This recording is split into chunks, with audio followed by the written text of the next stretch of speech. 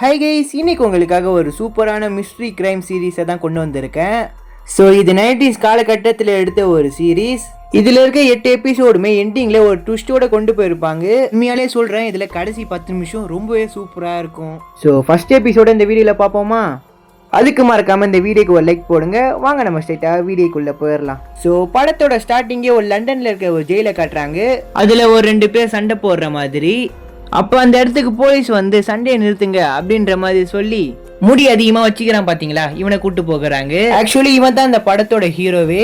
பேரு ஷெர்லாக். இவன் நம்ம ஹீரோவை கூட்டு போக வந்திருக்கான். இவனோட பேர் பார்த்தீங்கன்னா மைக்ராஃப்ட். இவன் தான் நம்ம ஹீரோவோட பிரதரும் கூட. மைக்ராஃப்ட் பார்த்தீங்கன்னா நம்ம ஹீரோ கிட்ட இந்த வாட்டி என்ன பண்ணிட்டு ஜெயிலுக்கு போனேன் அப்படின்ற மாதிரி கேட்க, அது அவ்வளோ பெரிய கதை தான் இல்லை, இருந்தாலும் கேளுங்க. அதே மாதிரி தான் ஜட்ஜும் கேட்குறாரு, என்ன பண்ணிட்டு இங்கே வந்தேன்னு. அதுக்கு ஹீரோவும் நான் பிக் பாக்கெட் அடிச்சுட்டு இங்கே வந்தேன் அப்படின்ற மாதிரி சொல்ல, அதை கேட்டு அங்கே இருக்க மக்கள் எல்லாம் சிரிக்கிறாங்க. ஆக்சுவலாக அவனுக்கு ஒழுங்காக கூட பிக் பாக்கெட் அடிக்க தெரியாது. அவன் பிக் பாக்கெட் அடிக்கிறத ஸ்பீடாக பார்த்த எல்லாரும் ஈஸியாக எல்லாரும் கேட்ச் பண்ணிடுறாங்க. அதனால பரிசை திரும்பி கொடுக்குற மாதிரி ஆயிடுது. ஒரு நாள் அப்படி பண்ணுறக்கப்ப ஒருத்தவங்கிட்ட மாட்டிக்கிறான். அப்போ அவர் கத்துறனால போலீஸும் கையும் களமா இவனை வந்து பிடிச்சிடுறாங்க. இதுதான் நடந்துச்சு அப்படின்னு ஜட்ஜி கிட்ட சொல்ல, அவரும் 1 மாசம் ஜெயிலுன்ற மாதிரி சொல்லுவாரு. பேசுறப்ப அவனும் ஒரு வாட்டி எகுத்து பேசுறப்ப, நீ கோட்டை அவமாச்சருக்கு உனக்கு 6 மாசம் ஜெயிலு அப்படின்ற மாதிரி சொல்லிடுறாரு. இதுதான் நடந்துச்சு, வேற ஒன்றும் நடக்கல அப்படின்னு அவன் அண்ணன் கிட்ட சொல்றான். அதுக்கப்புறம் அவனும் முடியெல்லாம் வெட்டிட்டு வீட்டில் போய் ஃப்ரெஷ்ஷப் ஆகுறான். அப்போ அவங்க அண்ணனை வந்து உனக்கு ஒரு சர்ப்ரைஸ் இருக்குது, ஒழுங்காக ரெடி ஆகு, சீக்கிரமாக நம்ம கிளம்பணும் அப்படின்ற மாதிரி சொல்கிறாரு. அப்போ அவங்களும் கிளம்பி ஃபர்ஸ்ட்டு அவங்க அம்மாவை பார்க்க போகிறாங்க. பார்த்து அடுத்த செகண்டே ஆக்ஸ்ஃபோர்டுக்கு போகிறாங்க. ஏன்னா அவனோட தம்பியை இந்த காலேஜில் சேர்க்க, இந்த ஒரு மட்டமான காலேஜில் படிக்க போகிறேன் அப்படின்ற மாதிரி சொல்ல, அப்போ அங்கே இருக்கிற ஒரு ப்ரொஃபஸரும் ஒரு ட்ரெஸ்ஸை காட்டி இதை போட்டுக்கோங்க சார் அப்படின்ற மாதிரி சொல்கிறாரு. இது ஏன் எனக்கு கொடுக்குறாங்க அப்படின்னு அவன் அண்ணன் பார்த்து கேட்க, நீ ஸ்மார்ட் தானே, நீனே கண்டுபிடி. இப்போ நான் இங்கே ஸ்டூடெண்ட் இல்லை, நான் ஒரு போர்டன்ட். அதுக்கு பின்னாடி நின்று ப்ரொஃபஸரோ நீ அதுக்கு ரொம்பவே உழைக்கணும், நீ ஒரு ஸ்க்ரவுட் அப்படின்னு சொல்ல, அப்போ நான் இங்கே என்ன பண்ணணும், நான் சொல்கிறதெல்லாம் பண்ணணும், அப்போ நான் இங்கே கற்றுக்க வரல அப்படின்னு நம்ம ஹீரோ கேட்க, இனிமேட்டு தான் நீங்கள் நிறைய கற்றுக்க போகிறீங்க அப்படின்னு சொல்லிட்டு ப்ரொஃபஸர் ஃபஸ்ட்டு போய் நீ பாத்ரூமை க்ளீன் பண்ணு அப்படின்ற மாதிரி சொல்லுவார். அப்படியே சீனை கட் பண்ண இந்த சைடில் காட்டுக்குள்ளே பிரின்சஸ் பார்த்தீங்கன்னா குதிரை வண்டியில் போயிட்டுருப்பாங்க. அங்கே இருக்கிற தீவிரவாதி பார்த்தீங்கன்னா பிரின்சஸுக்கு பாதுகாப்புக்கு வந்த எல்லாருமே சுட்டு போட்டு அந்த வண்டியை பார்த்தீங்கன்னா அப்படியே மடக்கிடுவாங்க. வந்து ஒருத்தவன் நான் உங்களை எதுவும் பண்ண மாட்டேன், நீங்கள் அந்த ஸ்க்ரோலை மட்டும் கொடுத்துருங்க அப்படின்ற மாதிரி கேட்பான். அவனும் கையில் கன்று வச்சிருக்கனால பயத்தில் எடுத்து கொடுத்துருவாங்க. அப்போ கூட இருக்கிறவன் சொல்லுவான், அவங்க இளவரசி கடத்தினா பணம் கிடைக்கும் அப்படின்ற மாதிரி சொல்லுவான். வந்து நீங்க என் கூட வரீங்க பிரின்சஸ் அப்படின்ற மாதிரி சொல்ல, கூட இருக்கிறவனும் இல்ல அப்படின்னு கத்துவான். பார்த்தா அவனை ஒரே போட போட்டுருவான். பிரின்சஸ் கையில பாத்தீங்கன்னா கயிறை கட்டிடுவாங்க. அதுக்கப்புறம் ப்ரொஃபஸரோட கண்ணாடியை கீழே போட்டு உடைச்சிருவாங்க. அவங்களும் காட்டுக்குள்ள அந்த பிரின்சஸை தூக்கிட்டு போயிட்டு இருக்காங்க. அப்ப அந்த தீவிரவாதி பாக்கெட்ல இருந்து பிரின்சஸ் கன் எடுத்து முன்னாடி வந்த 2 பேருமே பாத்தீங்கன்னா சுட்டு போட்டுறாங்க. அந்த பிரின்சஸ் பாத்தீங்கன்னா அவனோட கையை கடிச்சிருவாங்க. அதுக்கப்புறம் 2 பேரும் பாத்தீங்கன்னா குதிரை இருந்து கீழே விழுக, பிரின்சஸும் பாத்தீங்கன்னா எழுந்து அவங்க கூட சண்டை போடுறாங்க. கொஞ்ச நேரத்துல அடிச்சு அவனை சாச்சிடுறாங்க. அப்ப சீனீஸ்காரங்க தான் ரொம்பவே திறமசாலி தான் போல அப்படின்ற மாதிரி தோணுது. இந்த சைடுல ப்ரொஃபஸர் பாத்தீங்கன்னா சோகமா இருக்கு. ஸோ அப்ப லாங்ல இருந்து பாத்தீங்கன்னா யாரோ வர மாதிரி தெரியுது. கிட்ட வந்து பார்த்தாதான் தெரியுது அது பிரின்சஸ்ன்னு. பார்த்தா அவரும் பயங்கரமா ஷாக் ஆயிடுறாரு. அப்படியே சீனை கட் பண்ண இந்த சைடுல நம்ம ஹீரோவை காட்டுறாங்க. அவனும் அங்க இருக்க லைப்ரரியில புக்கை படிச்சுட்டு அவங்க சொன்ன வேலையை எல்லாத்தையுமே பண்ணிட்டு கிடக்குறான். அப்ப ப்ரொஃபஸரும் இந்த ஒரு பாக்ஸ் எடுத்து பிரின்சஸ் வீட்ல கொடுத்துடுவா அப்படின்னு நம்ம ஹீரோ கிட்ட சொல்லுவாரு. ஸோ அவனும் அந்த பாக்ஸ் எடுத்துக்கிட்டு போகிறான். அவங்க வீட்டில் பார்த்தீங்கன்னா போய் அந்த பாக்ஸை வைக்கிறான். ஆனால் அவங்க சைனா தானே, இருந்தாலும் அவங்க தமிழ் பேசுகிறாங்க. பார்த்தா அவங்கள மாதிரியே நம்ம ஹீரோவும் சைனீஸ் பேசுகிறான். பார்த்தா அவங்களுக்கு ஒரு மாதிரி அட்ராக்ஷன் ஆகுது. இந்த சைடில் ஒருத்தர் பார்த்தீங்கன்னா காலேஜில் பார்ட்டி வைக்கிறாரு. ஸோ இதை பார்த்தீங்கன்னா எல்லாருமே என்ஜாய் பண்ணுங்க அப்படின்ற மாதிரி சொல்கிறாரு. ஸோ அப்போ அந்த இடத்துக்கு நம்ம ஹீரோட அண்ணன் வந்திருப்பான். அவங்ககிட்ட போய் உங்களுக்கு ஏதாவது உதவி வேணுமா அப்படின்ற மாதிரி கேட்குறான். பக்கத்தில் இருக்க ஒரு ஜென்டில்மேனோ உங்களுக்கு இவனை தெரியுமா அப்படின்ற மாதிரி கேட்க, அவன் என்னோட பிரதர் தான், அப்போ அவன் இங்கே வேலை செய்கிறான். ஹீரோவே சொல்கிறான், நான் ஒரு சின்ன தப்பு பண்ணிட்டேன். அதுக்கு ஜென்டில்மேனோ என்ன பண்ண, பிக் பாக்கெட் தான் அடித்தேன் அப்படின்ற மாதிரி சொல்ல, அப்படியா அப்படின்னு சொல்லிட்டு ஒரு செகண்ட் ஷாக் ஆயிடுறாரு. அதுக்கப்புறம் இந்த ஜென்டில்மேன் தான் அங்கே இருக்க ஸ்டூடெண்ட்டுக்கு பார்த்தீங்கன்னா கிளாஸ் எடுத்துட்டு இருப்பாரு. அப்போ அவரும் சொல்லி கொடுக்கும் போதே ஒரு கொஸ்டினுக்கு தப்பான ஆன்சர் சொல்லிடுவாரு.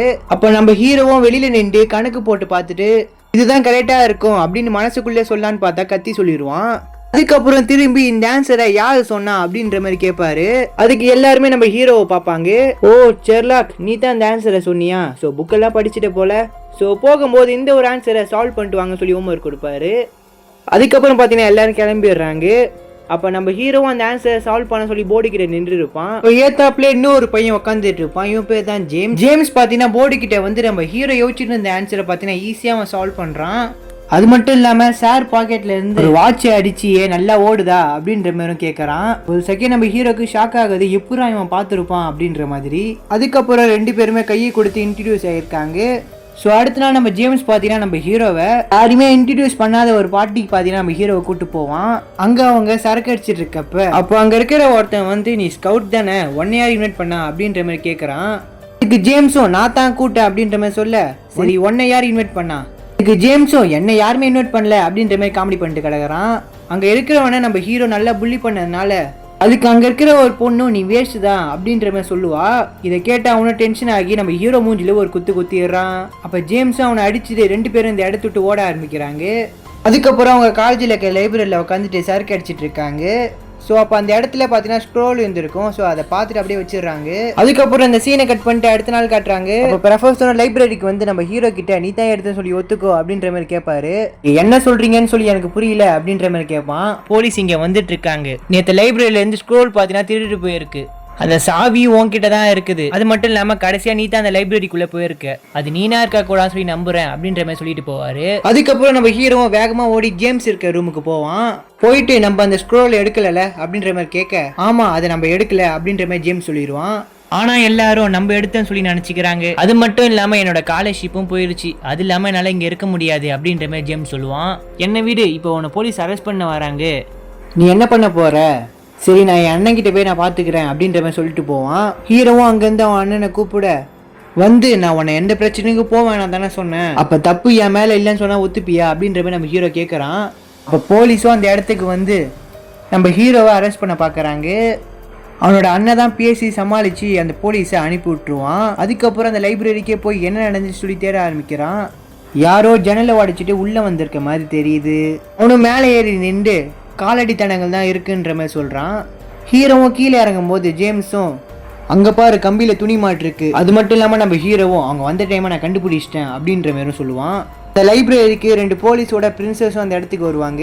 அங்க இருக்க ஜென்டில்மேன் பாத்தீங்கன்னா அவங்களை அரெஸ்ட் பண்ணுங்க அப்படின்னு அந்த போலீஸ் கிட்ட சொல்ல, அப்ப அந்த பிரின்சஸும் இதை நான் பாத்துக்கிறேன் அப்படின்னு சொல்லி அந்த போலீஸை அனுப்பி விட்டுருவாங்க. அதுக்கப்புறம் நம்ம ஹீரோவும் அந்த திருடன் கரெக்டா 10 நாளுக்கு தான் இங்க வந்திருக்கான், அது எப்படி தெரியும் அப்படின்னு ஜென்டில்மேன் கேட்க, நம்ம ஹீரோவும் ஒரு கெடிகாரத்தை பார்த்தீங்கன்னா எடுத்து காட்டுவான். ஸோ அதில் பார்த்தீங்கன்னா 10 நாள் தான் போட்டிருக்கோம், அதுக்கப்புறம் கீழே வந்ததுனால ஒர்க் ஆயிருக்காது. அவங்களும் சர்ச் பண்றாங்க எப்படிலாம் போயிருப்பாங்கன்றத. அதுக்கப்புறம் வெளியில போய் தேடி பார்க்கறாங்க, பார்த்தா காலடித்தனம் இருக்குது. அதுக்கப்புறம் கொஞ்ச தூரம் போய் பார்த்தா குதிரை வண்டியில போயிருப்பாங்க அப்படின்ற மாதிரி அச்சிகள் இருக்குது. இவங்களும் அதை ஃபாலோ பண்ணிட்டே போகிறாங்க. அப்போ கொஞ்சம் தூரத்துல பார்த்தா ஒரு வீடு மாதிரி ஒன்று தெரியுது. அப்போ அந்த பிரின்சஸும் நீங்க இந்த வேலையை பார்த்துக்கோங்க, எனக்கு ப்ரொஃபஸர் கூட்ட ஒரு மீட்டிங் இருக்குது, நான் அர்ஜென்ட்டா போய் ஆகணும், சீக்கிரமா அந்த வேலையை முடிச்சுட்டு வாங்க அப்படின்ற மாதிரி சொல்லுவாங்க. அதுக்கப்புறம் அவங்களும் அந்த இடத்துல போய் பார்க்கறாங்க. பார்த்தா அது சரக்கு கிடைக்கிற இடம். என்னோட குதிரை வண்டி ரிப்பேர் ஆயிடுச்சு, சீர் பண்ண இங்க ஆள் இருக்கா அப்படின்ற மாதிரி கேட்க, கொஞ்சம் வெயிட் பண்ணுங்க அவங்க சாப்பிட போயிருக்காங்க, இன்னும் கொஞ்சம் நேரத்துல வந்துருவாங்க அப்படின்ற மாதிரி அங்க இருக்கவங்க சொல்றாங்க. இதை கேட்ட உடனே அங்க இருக்க ஒருத்தரும் வேகமா அந்த இடத்த விட்டு கிளம்புறாரு. அதை பார்த்து நம்ம ஹீரோக்கு டவுட் வந்து பின்னாடியே போகுவான். பார்த்தா அந்த ஓல்டு மேன் பின்னாடியே வந்து நம்ம ஹீரோ மூஞ்சிலே அடிச்சிடுறான். அதுக்கப்புறம் நம்ம ஹீரோவை மூஞ்சில குத்த போகும்போது நம்ம ஜேம்ஸ் தான் அந்த இடத்துல வந்து நம்ம ஹீரோவை காப்பாத்துவான். அந்த ஓல்டு மேனும் பயத்துல அந்த இடத்த விட்டு ஓடுவான். இவங்களும் காட்டுக்குள்ள ஃபாலோ பண்ணிட்டே போகிறாங்க. அப்போதான் நம்ம ஹீரோ ஒன்னு யோசிச்சு பாக்குறான். அவன் அப்ப என்ன அடிக்காம வெயிட் பண்ணிட்டு இருந்தான், எதுக்குன்னு தெரியல. அதுக்கு ஜேம்ஸும் நான் வரதுக்காக வெயிட் பண்ணலாம்ல, எதுக்கு நீ வர வரைக்கும் அவன் வெயிட் பண்ணணும் அப்படின்ற மாதிரி நம்ம ஹீரோக்கு ஒரு கொஸ்டின் இருக்குது. அதுக்கப்புறம் அந்த ஓல்டு மேனை பார்த்தீங்கன்னா ஒரு வீட்டுக்குள்ள பார்த்தீங்கன்னா ஓடுறான். அதுக்கப்புறம் அவனை ஃபாலோ பண்ணிட்டே போய் அவன்கிட்ட இருக்க ஸ்கோலை பார்த்தீங்கன்னா அடிச்சு போடுங்கிறாங்க. பார்த்தா அதுல எதுவுமே காணோம். ஸோ என்ன நடந்துச்சுன்னு சொல்லி திரும்பி ஒரு வாட்டி யோசிச்சு பார்க்குறாங்க. அந்த லைப்ரரியில காலடித்தனங்கள் இருக்குது, அது மட்டும் இல்லாம ஜன்னலோட 2 பக்கமும் கைரேகை இருக்குது. அப்ப அந்த ஸ்க்ரோலோட அந்த ஜன்னல்ல ஏறி இருக்க முடியாது. ஒருவேளை முதுகுல கட்டிட்டு ஏறி இருக்கலாம்ல, அதுக்கு வாய்ப்பே இல்லை. அவ்வளவு பெரிய ஸ்க்ரோல் அந்த சின்ன ஜன்னல் வழியா வந்திருக்க வாய்ப்பே இல்லை. இல்லனா கூட யாரோ இருந்திருக்காங்க. 2 காலடித்தனங்கள் தெரியுது, வந்தது ஒருத்தன் தான். அப்ப ஜேம்ஸும் உள்ள இருக்கிற மேடையில வச்சுட்டு கையை நீட்டி எடுத்திருக்கான் அப்படின்ற மாதிரி சொல்றியா? அதுக்கு வாய்ப்பு கம்மியா தான் இருக்குது. ஆனா அதுக்கு இன்னொரு பாசிபிலிட்டி இருக்குது. அந்த ஸ்க்ரோலை எடுக்காமலே விட்டுருந்தா, அது மட்டும் இல்லாமல் அந்த ஸ்க்ரோல் இப்போ லைப்ரரியிலே இருந்தா. அதுக்கப்புறம் 2 பேரும் யோசிக்கிறாங்க, திருட்டே நடக்கல ஆனா திருட்டு நடந்த மாதிரி வச்சுக்கிறாங்க ஏன். அதுக்கப்புறம் திரும்பி லைப்ரரிக்கே போய் எப்படி கிரைம் நடந்துச்சுன்னு சொல்லி யோசிச்சு பார்த்துட்டு இருக்காங்க. அப்பதான் நம்ம ஹீரோக்கு ஒண்ணு தெரிய வருது, திருடன் வெளியில இருந்து வரல, உள்ளே இருந்திருக்கான்றத. அதுக்கப்புறம் இந்த சைட்ல பாத்தீங்கன்னா காலேஜ்ல எக்ஸிபிஷன் நடந்துட்டு இருக்குது. அப்ப இந்த ஸ்க்ரோல் இங்க தான் இருக்குது அப்படின்ற மாதிரி நம்ம ஹீரோ கெஸ் பண்ணிடுறான். அதுக்கப்புறம் அவன் பாத்தீங்கன்னா ஒரு 3 சிலையை பாத்தீங்கன்னா உத்து பார்த்துட்டு இருக்கிறான். இப்ப நம்ம ஹீரோவும் ஒரு ஆள் தேட வேண்டிய இடத்துல ஒரு விஷயத்த தேடிட்டு இருக்கிறோம். அவர் ஒரு போர்ட்டர், இங்க வேலை செய்யறவர். டெய்லியும் நைட் ஆனா வந்து இங்கதான் சுத்தம் பண்ணுவாரு. அவர் இந்த கிரைம் நடந்ததுல இருந்து ஆளே காணோம் அப்படின்ற மாதிரி நம்ம ஹீரோ சொல்லுவான். அதுக்கப்புறம் 2 பேருமே ஒரு சிலையை நவுத்துறாங்க. பார்த்தா அதுக்கு பின்னாடி இருக்குது அந்த ஸ்க்ரோல். அந்த சிலை பாத்தீங்கன்னா கொஞ்சம் நவுந்து இருக்கும். ஸோ அதனால பாத்தீங்கன்னா கண்டுபிடிச்சிடுறாங்க. ஒருவேளை இது டிஸ்ட்ராக்ஷனா இருக்குமா? இந்த காலேஜ்லயே லைப்ரரி மட்டும் தான் ரொம்பவே பிஸியா இருக்கும். நைட்ல கூட போட்டேன் 30 நிமிஷத்துக்கு ஒரு வாட்டி வந்துட்டு போவாரு. இந்த லைப்ரரியை ஒரு கிரைம் நடந்த மாதிரி சீல் வைக்கதான் அந்த திருட இந்த ஸ்க்ரோலை திருடு போன மாதிரி செட் பண்ணிருக்கான். அதுக்கப்புறம் யாருக்கும் தெரியாம அவன் இங்கேயே ஒளிஞ்சிருக்கான். அது மட்டும் இல்லாம ஆள் நடமாட்டம் அடுங்குற வரைக்கும் காத்திருக்கான். அவனை யாரும் டிஸ்டர்ப் பண்ணக்கூடாது, அவனுக்கு தேவை டைம். எதுக்கு டைம்னு அவன் ஃப்ரெண்டு கேட்க, அவனும் ஒரு செகண்ட் பார்த்தீங்கன்னா யோசிச்சு பார்த்துட்டு, இந்த கேஸ்குள்ள தான் அந்த ஸ்க்ரோல் இருந்துச்சு, இவளோட கை அச்சியும் அங்கே இருக்குது. ஆனால் ஒன்று மட்டும் மிஸ் ஆகுது, அந்த டேபிள். நம்ம ஹீரோவும் அந்த டேபிளை எதுக்காக எடுத்திருக்காங்க, அந்த டேபிளில் என்ன இருக்குது அப்படின்ற மாதிரி யோசிச்சுட்டு இருக்காங்க. வெளியில 2 போலீஸும் நின்றும் எப்படி அந்த டேபிளை எடுத்திருப்பாங்க அப்படின்ற மாதிரி யோசிக்க, அதுக்கு நம்ம ஹீரோவை யோசிச்சு பார்த்துட்டு சவுறு வழியா உள்ள வந்திருக்க வாய்ப்பு இருக்கு அப்படின்ற மாதிரி சொல்லுவான். இது 400 வருஷத்துக்கு முன்னாடி எந்த மாதிரி இருந்துச்சு அப்படின்ற மாதிரி கேட்பான். அதுக்கு ஜேம்ஸும் இது மெடிவல் பேக்வெட்டிங் ஹாலா இருந்துச்சு அப்படின்ற மாதிரி சொல்லுவான். அது பாத்தீங்கன்னா முன்னாடி ஒரு திருமண மகால். அப்ப ஹீரோவும் இதுக்கு 5 ரூம் இருந்திருக்கும்ல, நோபல்ஸுக்கு 2 பொதுமக்களுக்கு 2 கிச்சன்ல வேலை செய்யறவங்க வந்துட்டு போறதுக்கு. ஆனா அது எல்லாத்தையுமே இப்ப அடைச்சு வச்சுக்கிறாங்க அப்படின்ற மாதிரி ஜேம்ஸ் சொல்லுவான். அதுக்கப்புறம் அவங்களும் அடைச்சி வச்சிருந்த சவுரை கண்டுபிடிச்சிடுறாங்க. பார்த்தா அது ஓப்பன்ல தான் இருக்குது. அதுக்கப்புறம் ஹீரோவை நினைச்சு பாக்குறான், இதுக்குள்ளதான் அந்த திருடன் போயிருப்பான்றத. இவங்களும் அந்த சுரங்கத்துக்குள்ள பாத்தீங்கன்னா போகிறாங்க. பார்த்தா அந்த டேபிள் அங்கதான் இருக்குது. இது எப்படி இங்க வந்திருக்கும் அப்படின்ற மாதிரி அவங்களும் முழிச்சிட்டு இருக்க, பார்த்தா அதுக்குள்ள எதேதோ ஒன்று வச்சுக்கிறாங்க. ஒரு பெட்டியில பார்த்தா கெடிகாரம் இருக்குது. ஸோ அடுத்த பெட்டியில பார்த்தா டைம் பாம் இருக்குது. இதை பார்த்து அவங்களுக்கு பயங்கரமான ஒரு ஷாக். ஏன்னா இதுக்கு பக்கத்துல தான் இப்போ எக்ஸிபிஷன் நடந்துட்டு இருக்குது. இது எப்படியாச்சும் ஆஃப் பண்ணி ஆகட்டும் சொல்லி பார்த்தா, ஏன்னா இது வெடிக்கிறதுக்கு இன்னும் 90 செகண்ட்ஸ் தான் இருக்குது. இப்போ இதை மூவ் பண்ணிட்டு போயிடலாமா அப்படின்ற மாதிரி நம்ம ஹீரோ கேட்க, அதுக்கு பாசிபிளே இல்லை அப்படின்ற மாதிரி அவன் ஃப்ரெண்டு சொல்லுவான். அதுக்கப்புறம் சைடில் பார்த்தீங்கன்னா ஒரு டோர் மேன் ஒன்று அடைச்சி வச்சிருப்பாங்க. அதை பார்த்தீங்கன்னா உடைச்சிட்டு வெளியில வந்து இங்கே பாம் இருக்கு அப்படின்னு ஜேம்ஸ் கத்துவான். இதை கேட்ட மக்கள் எல்லாருமே பயந்து அடிச்சுட்டு ஓட ஆரம்பிக்கிறாங்க. சொன்ன மாதிரி 90 செகண்ட்ஸ்ல பார்த்தா அந்த பாம்பு வெடிஞ்சிருது. பார்த்தா அந்த இடமே சரிஞ்சு போயிருது. ஸோ எப்படியோ மக்களும் தப்பிச்சுறாங்க. இவங்க 2 பேருக்கும் சின்ன அடியோட போயிருது. அதுக்கப்புறம் ஜென்டில் மேனை வெளியில வந்து இதுக்கு யார் காரணமா இருந்தாலும் அவனை உயிரோட குடலை அப்படியே புடுங்கி போட்டுருவேன் அப்படின்ற மாதிரி வெறியோட சொல்றாரு. அதுக்கப்புறம் ஜேம்ஸும் ஷெர்லாக்கும் பார்த்தீங்கன்னா வீட்டுக்கு போகிறாங்க. ஸோ போகிற வழியில் ஒரு பொண்ணு நம்ம ஹீரோவே பார்த்துட்டு இருப்பா. இவங்களும் வீட்டில் போய் ட்ரிங்க்ஸ் பண்ணிட்டு இருக்க அப்பன்னு பார்த்து அப்போ பிரின்சஸும் இங்கே இருக்கிற இடத்துக்கு வராங்க. வந்த உடனே ஜேம்ஸும் நீங்கள் என்ஜாய் பண்ணுங்க அப்படின்னு சொல்லிட்டு அவன் இந்த இடத்துட்டே கிளம்பிடுவான். அதுக்கப்புறம் பிரின்சஸும் ஹீரோவும் பார்த்தீங்கன்னா சரக்கு அடிச்சிட்டு இருப்பாங்க. பிரின்சஸும் அவனை பெட்டில் தள்ளி விட அவங்களும் மெதுவாக கிட்ட வருவாங்க. பார்த்தா அவன் அங்கேயே மயங்கிடுறான். பார்த்தா ஷெர்லாக் சின்ன வயசில் இருக்கிற மாதிரி காட்ட, அப்போ ஷெர்லாக்கோட அம்மாவும் நீ போய் உன் தங்கச்சி கூட விளையாடு அப்படின்ற மாதிரி சொல்லுவாங்க.